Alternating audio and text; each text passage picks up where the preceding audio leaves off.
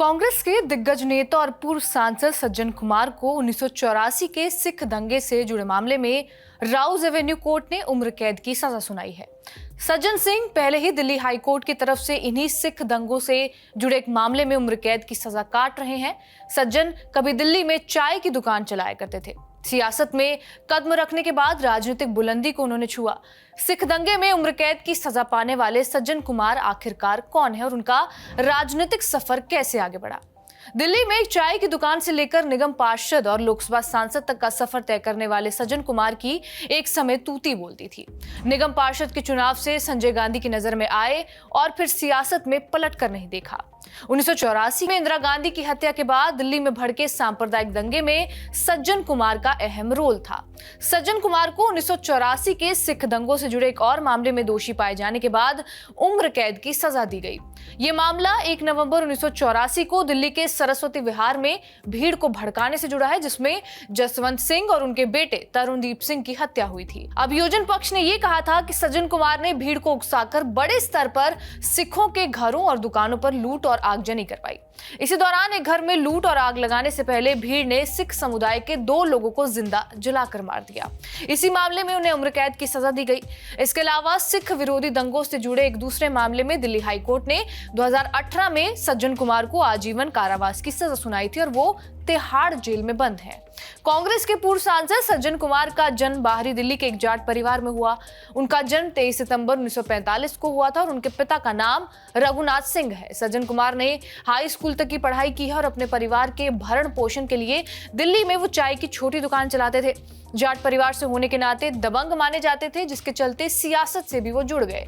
दिल्ली में नगरपालिका का चुनाव जीतकर वो राजनीति में आए। इसी दौरान सज्जन कुमार पर संजय गांधी की नजर पड़ी और फिर धीरे धीरे संजय गांधी के वो करीब आ गए। 1977 में सज्जन कुमार ने दिल्ली से लोकसभा चुनाव लड़ा और ये जीतकर सबको चौंका दिया। उन्होंने दिल्ली के पहले सीएम रहे ब्रह्म प्रकाश को चुनाव में हरा दिया। बाहरी सीट से सज्जन कुमार सांसद चुने गए, जिसके बाद संजय गांधी की नजर में उनकी सियासी अहमियत और भी ज्यादा बढ़ती गई। संजय गांधी की कांग्रेस में उस समय तूती बोला करती थी। ऐसे में सज्जन कुमार उनके करीबी नेताओं में गिने जाने लगे।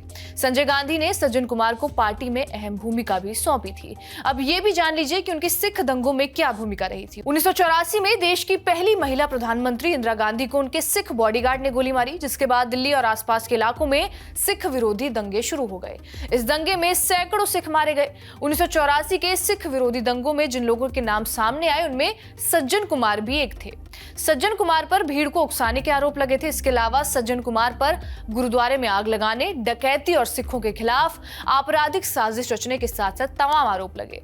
सज्जन कुमार का नाम दिल्ली में सिखों के खिलाफ दंगों को भड़काने में आता है, खासकर दिल्ली के सुल्तानपुरी, मंगलोपुरी, कैंट और पालम कॉलोनी जैसे इलाकों में। दंगों के पीड़ितों के मुताबिक 1 नवंबर 1984 को दिल्ली में भीड़ को संबोधित करते हुए सज्जन कुमार को यह कहते हुए सुना गया था, हमारी मां मार दी, सरदारों को मार दो। सज्जन के खिलाफ दायर मामलों में कई गवाहों ने अपने बयान में यह भी कहा है कि सज्जन सिंह ने निजी तौर पर सिखों के घरों की पहचान करवाकर भीड़ को हमले के लिए उकसाया था।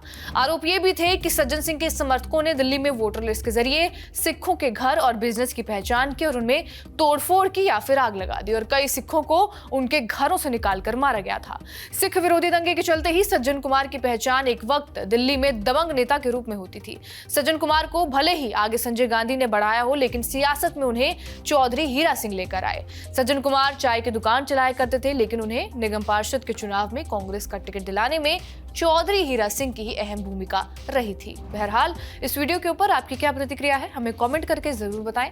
बाकी देश और दुनिया की तमाम बड़ी खबरों से अपडेटेड रहने के लिए सब्सक्राइब कीजिए TV9 डिजिटल।